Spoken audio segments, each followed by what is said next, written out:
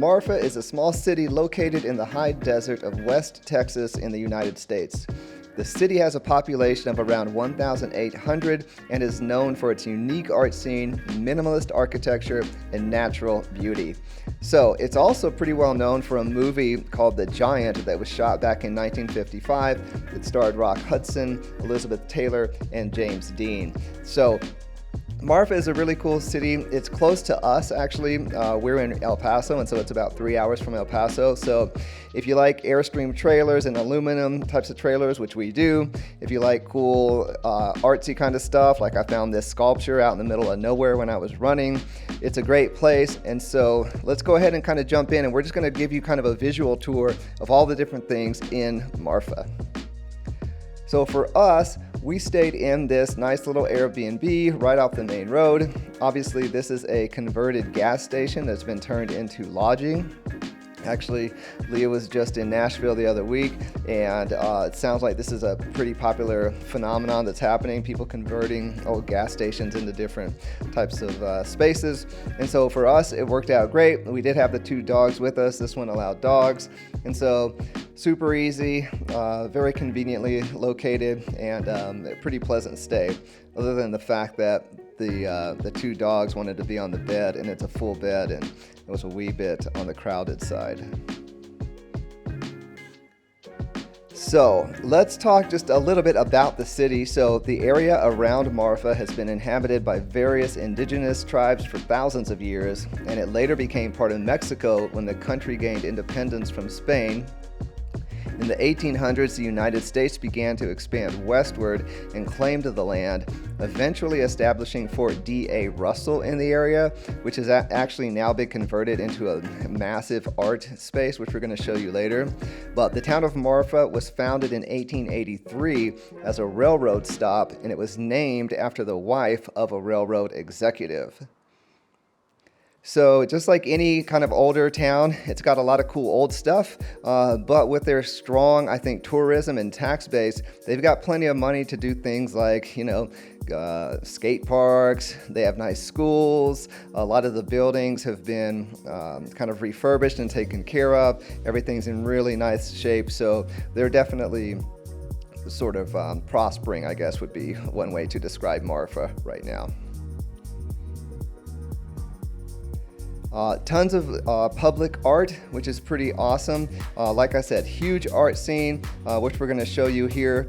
But if you're just kind of more of the, I want to just kind of take a nice relaxing vacation, maybe do some shopping, there are plenty of options for you. We didn't go too crazy on the shopping, but there were plenty of stores. And while I'm thinking about that, one thing that Marfa is notorious for is not having regular business hours. So we were pretty lucky.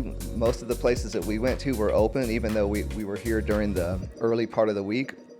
A lot of times they say places aren't open, Monday, Tuesday, Wednesday, but Thursday through Sunday, it's pretty good chances you're going to find something that's open. Another thing, though, to keep in mind is that the time of year that you go is pretty important, because we went in March and the weather was still great, so spring and fall are awesome.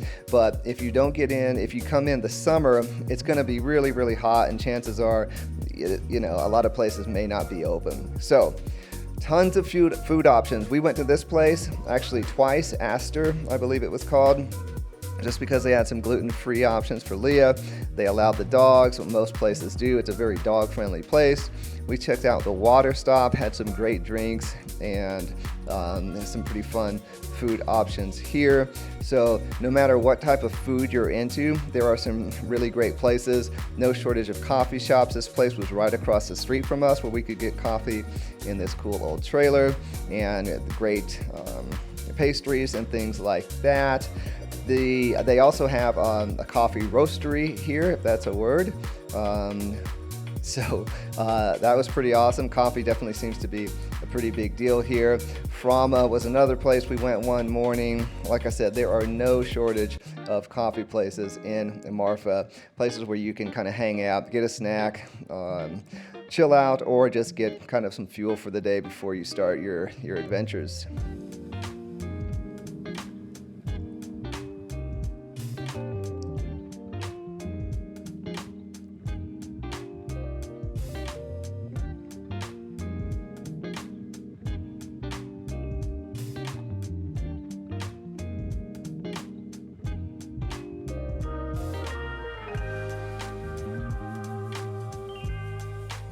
So they also have a pretty good nightlife. This place was also right across the street from us. I think it's called Planet Marfa. This was Wednesday night. They had live music. The night before they had karaoke.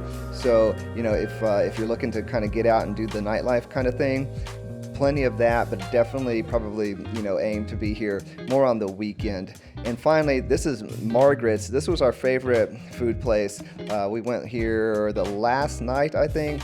Really great thing. Love the great food. Love the communal seating and the food offerings that they had.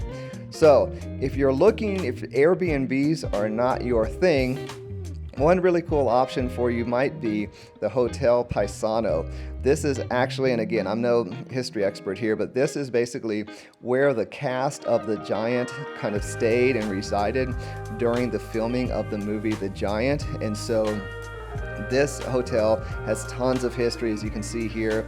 They've got a whole homage to the movie. There was even a room where it was running, the movie was running the whole time. What was really cool about this is that this building was actually built by Trost and Trost. Henry Trost is a very famous architect in El Paso who actually built a ton of buildings in El Paso, and it sounds like he also in his company designed this hotel, which is really awesome. So they also had lots of cool little shopping options for you as well. Tiny little art gallery here too.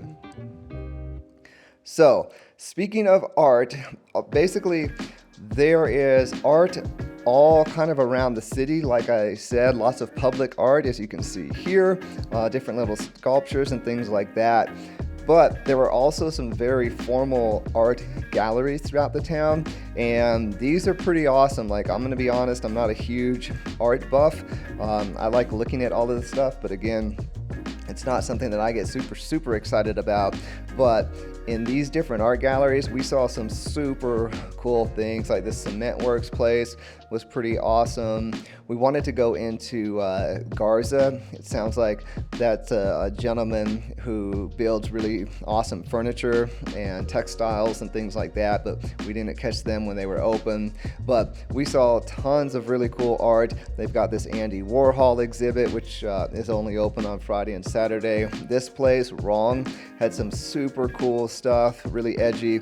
I had to be careful because I guess it's not cool to take pictures of art, and which I can certainly understand. But trust me when I say there are a lot of really cool art galleries here if that's your thing, and lots of really cool architecture as well to kind of explore. So speaking of architecture and art, again, I'm not a complete expert on this, but it sounds like there was a gentleman, I want to say Donald Judd, J-U-D-D, who I believe was from Marfa, and this gentleman has a lot of art here. And the coolest thing about him is outside of town, there's this area called the Chinati Foundation. And what he did is this was that old Fort D.A. Russell that the military had. And basically he was able to, I don't know if he purchased it, but basically these were all of the old Army barracks, the mess halls, horse stables, and all of that. And he has converted these into kind of public art exhibition spaces. In those big buildings you see right there are a bunch of different aluminum, what would you call them, kind of sculptures, I guess, that he made. And then he also makes these buildings, these kind of rectangular concrete buildings, and those are spaced out throughout that property as well. You can explore those big barrack buildings there on the right. You can walk through those, and they have different art exhibits throughout all of those. And so that was a really cool space, definitely worth checking out. But if art isn't your thing, believe it or not, there are a couple of really other great options for you. There's a golf course actually in Marfa. I guess it's the actually highest elevation golf course in Texas. You know, this was taken during March, so everything hasn't really greened up yet, but I'm sure in a month or so it's going to be nice and green and really pretty. So if golf is more your thing, that is a great option. I actually took the dogs there. There's a big old park there, and so I ran the dogs around there a lot. And if you're willing to make a little bit of a drive, you can get to I want to say it's called the McDonald Observatory. This is about an hour away. These are obviously big, massive telescopes that are peering into the sky, and you can do little tours of these. There are actually multiples of them. It's not like there's just one. I think this was an older one, but I thought it looked really cool. So it's also a really great drive, just really beautiful. One of the things they say about Marfa is that the landscape around Marfa is really kind of gorgeous. It's kind of like prairie land meets rolling hills, small little mountains. So the observatory was a really good time. Okay, and now, there's one other thing that's pretty interesting. One of the most famous stories associated with Marfa is the Marfa lights. These are mysterious glowing orbs that appear on the horizon outside of town. Some believe the lights are supernatural, while others attribute them to natural phenomena such as car headlights or atmospheric conditions.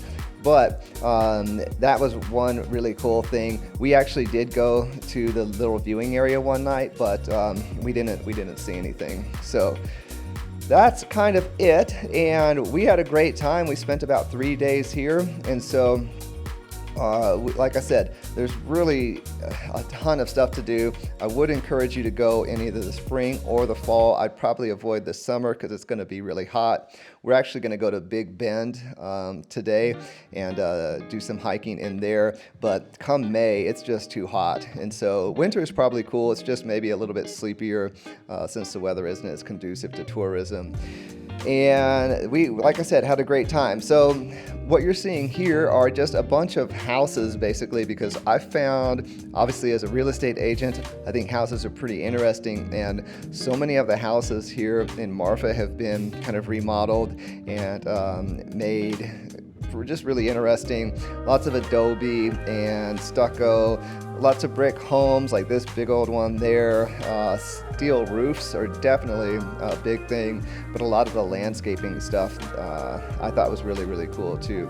So that's about it. We'll leave you here with just a little house montage of what it looks like in the town. And other than that, if you go to Marfa and let us know what you think in the comments. If we missed something that you think, if you've been there before and you think that we missed something, by all means let us know. I'm sure we'll go back. Like I said, it's an easy 3-hour drive from El Paso, which is where we are. And as far as anything else goes, I think that's it for this episode, and we'll see you in the next one.